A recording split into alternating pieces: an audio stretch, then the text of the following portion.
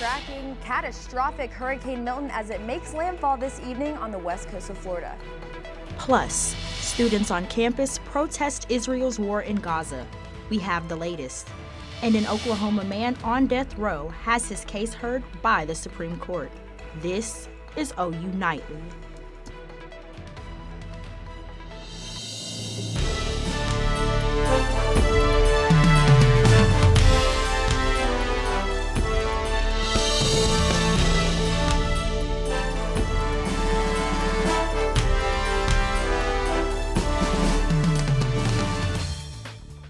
Godspeed to all of us that are in the path of this storm. Tornadoes so far. Good evening. Thank you for watching OU Nightly. I'm Rachel Mosshammer. And I'm Kennedy Patterson. We begin tonight with the very latest on Hurricane Milton as it starts hitting Florida. The main part of the hurricane is still hours from shore, but already dozens of tornado warnings have already been issued across Florida. Meteorologist Carlin McCreary is in the studio with up-to-the-minute information. Carlin. That's right. Already we've started to see some damage, and as you can see behind me, a lot of areas already seeing those oceans start to move closer and closer towards buildings and the shore, and it hasn't even made landfall yet. So we're still hours, just a few hours from Hurricane Milton making landfall into parts of western Florida. And the main thing that we are really going to see destruction from is the storm surge. We could see up to 15 feet of storm surge just south of the Tampa Bay, up to 9 feet in the Tampa Bay area. That's a really populated area. There's a lot of populated beach areas on the side of the west coast of Florida that are going to see just catastrophic damage from this storm as it does continue to move closer and closer and make landfall. So right now, Category 3 Hurricane Milton just on the doorstep of the west coast of Florida, moving northeast at 17 miles per hour. The pressure has continued to increase, and it is going to continue to increase as it does make landfall, which is going to cause it to weaken just a little bit. So coming up, I'll talk more about tracking out Milton, the heat that's going to continue here in Norman, and our OU Texas forecast. Ladies. Thanks, Carlin. And students at OU continue to rally in support of Palestine. OU Nightly's Kaylee Johamel was there. Kaylee, what were students saying? One student-led organization is using this week to raise awareness for Palestinians trapped by war in the Gaza Strip. Now, even though that war is happening thousands of miles away, they hope to make an impact here on campus.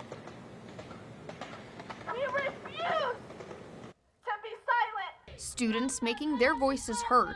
We continue to call for disclosure and divestment, and today we're doing a picket and a walkout. We're taking from labor organizing strategies and purposely disrupting our daily campus. Students for Justice in Palestine gathered outside of Dale Hall, protesting throughout campus. It's all part of what they call the Week of Rage, a nationwide event on college campuses protesting Israel's war against Hamas, the Palestinian militant group in Gaza. Israel launched its operation in Gaza after the October 7th Hamas terrorist attack against Israel that killed more than 1,200 Israelis. The protesters say they are outraged by the high civilian death toll in Gaza during the Israeli operation. One of their top priorities, calling out university leaders and demanding they divest university investments in Israel-connected companies. And making Palestine unavoidable for administration because they have continued to, avoid us for the past few years. Some students joined in, while others watched on the sides on their walk to class. The University of Oklahoma and other public universities across the country have seen this exact same thing, and that's why they are here, to give the people a voice, give young people a voice. I love our freedom to protest. I think it's such a beautiful right to have, because of course there's things that I care about that I would protest like this for. Now, after walking around the South Oval, the protesters entered Evans Hall and the library and finished up around 1:30. Reporting live from the South Oval, I'm Kaylee Johamel. Thank you, Kaylee Jo. In the midst of today's pro-Palestinian protests, students in opposition to the group's message also made their voices heard. OU Nightly's Olivia Hayes joins us live from the South Oval with details. Olivia. Rachel, Kennedy, the group Turning Point USA OU's chapter showed up today toting different flags and signs in support of Israel and Donald Trump shortly after students and faculty started gathering outside of Dale Hall for that walkout. Now, 2 students from the group told me that they came today to give a voice to Jewish students on campus. We wanted to be here, show support for Israel. The Jewish students on campus don't feel safe. We are an ally here. We want to make sure that they feel safe, make sure that they feel heard. During a week dedicated to remembering the lives lost in Gaza as the war hits the 1-year mark, students on both sides of the argument are speaking out. Turning Point USA's OU chapter showing its support for Israel during a walkout today. The group claiming aggressive and threatening messages were being chanted by participants in the walkout organized by OU Students for Justice in Palestine. When the opposing side is screaming from the river to the sea, which means a genocide, they want to get rid of Israel. Abrar Hassani with OUSJP says Turning Point has the wrong idea of what the saying really means. The phrase itself is about liberation and freedom, and about how it brings mention and brings light to the fact that Palestinians within the occupied territories and Palestinians living within Israel have by no means have any sort of equal civil or human rights. Turning Point also claiming their offers for a debate on the war in Gaza going ignored by OUSJP. They're not interested in a conversation. They're here interested in ranting and raving. And Hassani says they have yet to receive any sort of invitation, but the desire for a discussion doesn't seem in good faith.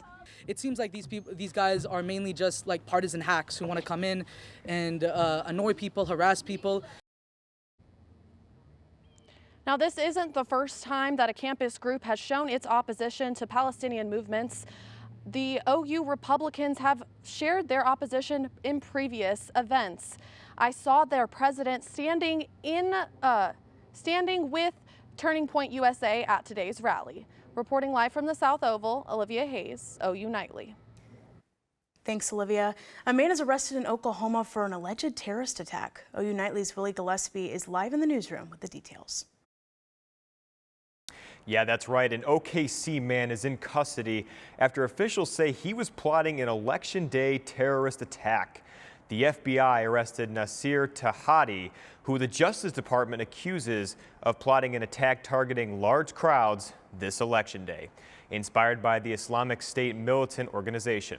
Tahadi is accused of having a juvenile co-conspirator who has not been identified.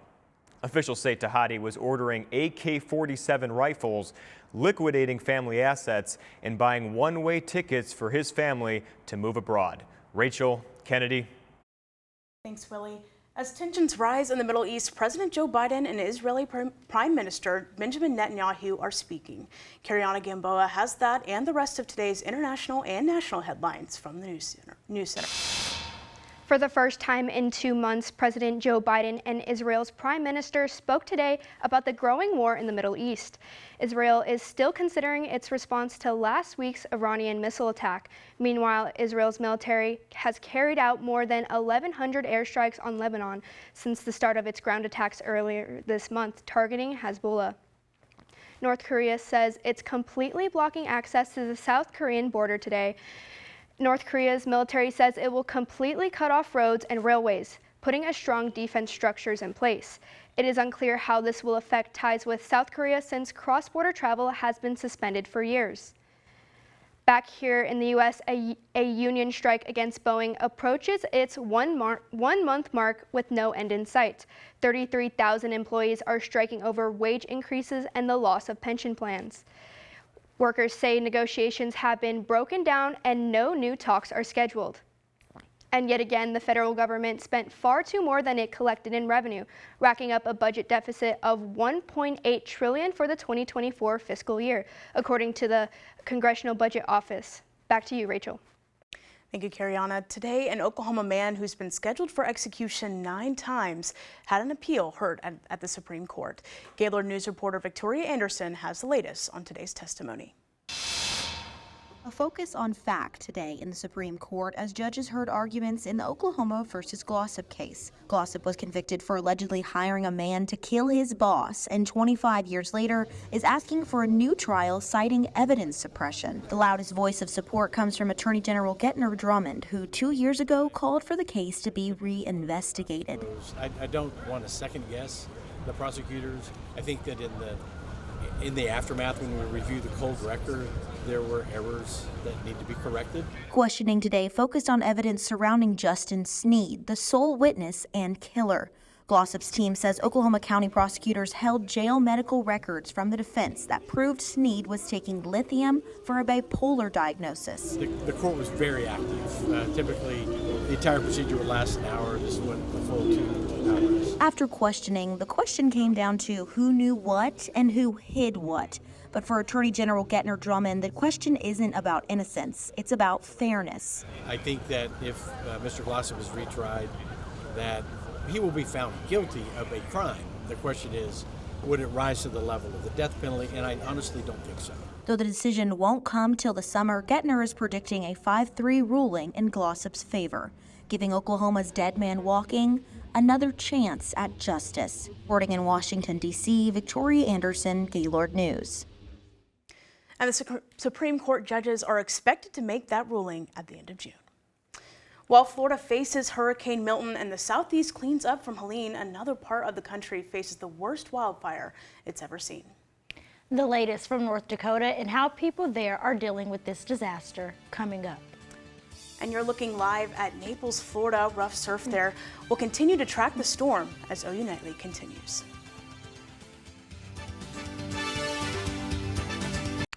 And a multi-million-dollar relief package for those hit hard by Hurricane Helene. And devastating wildfires in North Dakota. Colson Pocock has the details in Earth Report.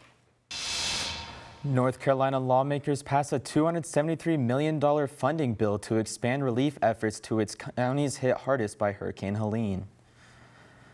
Tens of thousands of people remain without power and running water across the state. Lawmakers described the bill as a down payment, saying more funding is expected. In North Dakota, 2 people are dead and several others are injured after wildfires ripped through the western part of the state over the weekend. So far, the fires have burned at least 90,000 acres, forcing at least 100 people out of their homes. State officials say dry conditions fueled the spread of the fires. And President Biden sets a 10-year deadline for cities across the U.S. to replace their lead pipes. The goal of the new EPA rule is to make drinking water safer for Americans. Kennedy, Rachel, back to you. Thanks, Colson. And campus is gearing up for the big game ahead this weekend. Find out how fans got into the game day spirit with a favorite tradition. And major Category 3 Hurricane Milton just hours from making landfall on the west coast of Florida. The OU Nightly weather team has been tracking it all day and will continue with the latest updates coming up. Weather's next.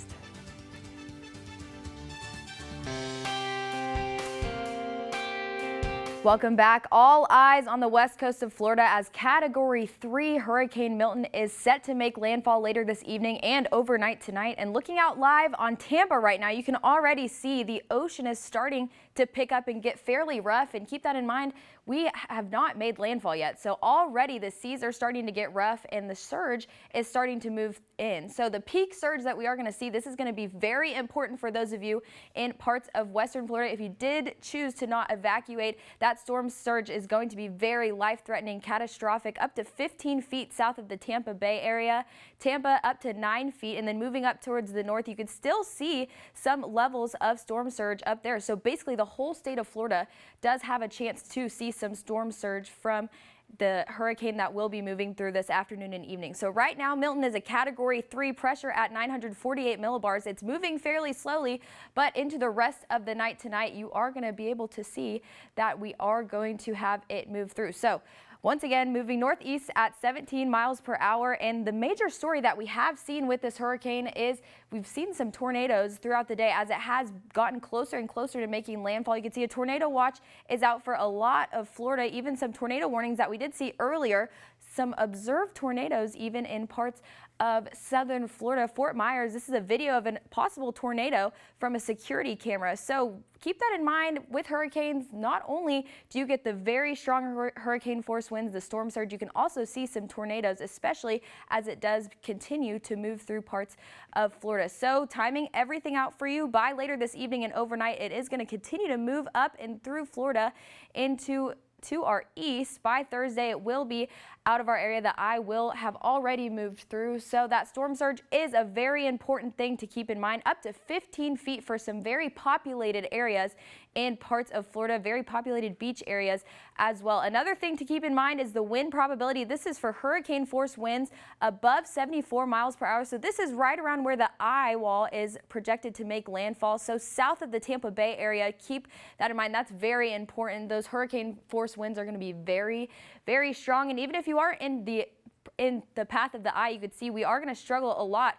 with flooding. But for here, right now across Norman, it is sunny. It's going to continue to stay that way for us, 85 degrees. And the allergies, something you can't see, but you could definitely feel. Grass and weeds are on the higher end. And this weekend, if you are heading down to Dallas for your OU Texas game, by kickoff, 95 degrees. Don't forget to drink lots of water. It's going to be very hot outside, and you know, with the stadium and everything, not a lot of airflow, so it's going to be hard to kind of stay hydrated, and be sure to kind of keep that in mind because it's going to be very hot outside and you're going to want to, you know, be comfortable at the game. You don't want to be too uncomfortable for the Red River rivalry, you know? Yes, making sure those game day outfits are fit for the Texas heat. Yeah, exactly. Definitely. Are y'all going? I'm going to be staying here and enjoying the air conditioning. Definitely. That makes sense. That makes sense. Mm-hmm. Well, the festivities here in Norman have already begun. The Oklahoma Memorial Union hosted its annual Bevo Burger Bash today ahead of the OU and Texas game this weekend. The union says that it's not just about the football game. They want to be able to give students a place to hang out with friends and get excited about the student holiday, featuring food, music, games, and more. Connor Stewart says that is what it's all about, feeling at home on campus. The really cool thing about OU and what I like about it most is how very palpable the community is, and just seeing it every day and just walking down Silville and having always something to engage in, especially when it's free.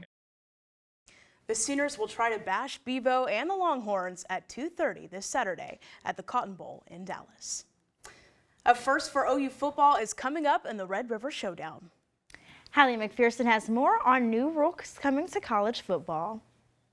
Recruiting in the transfer portal will see some massive changes. One Sooner will make history in the Cotton Bowl Saturday. I'll tell you all about it and more next in sports.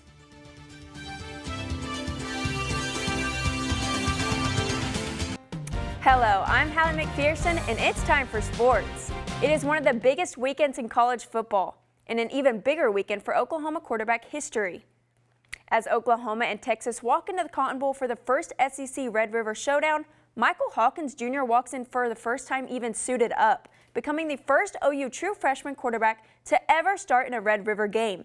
Head coach Brent Venables says for Hawkins, keeping calm is key.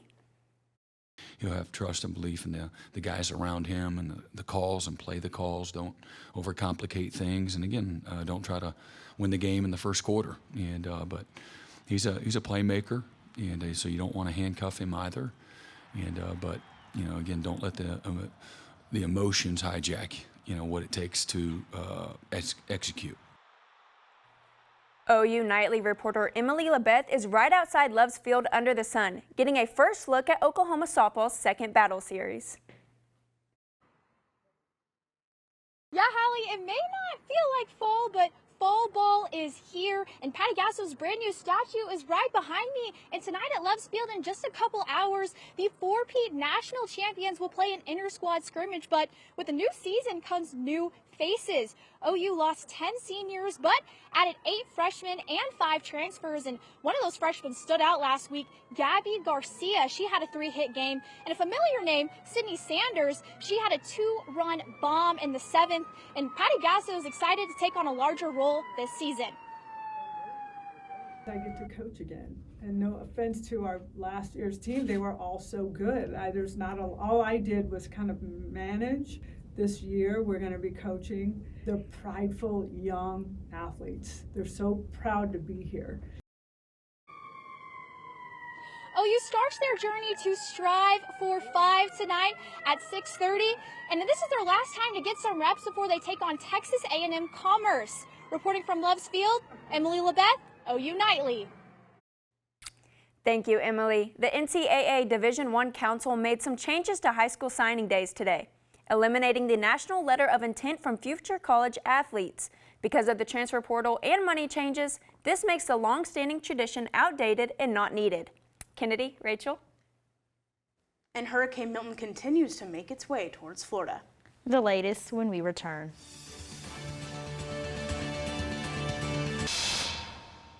I'm Clay Webster at the OU Nightly Update Desk. More Public Schools confirms that the juvenile arrested in connection to a terrorist plot in Oklahoma City was a virtual student at South Moore.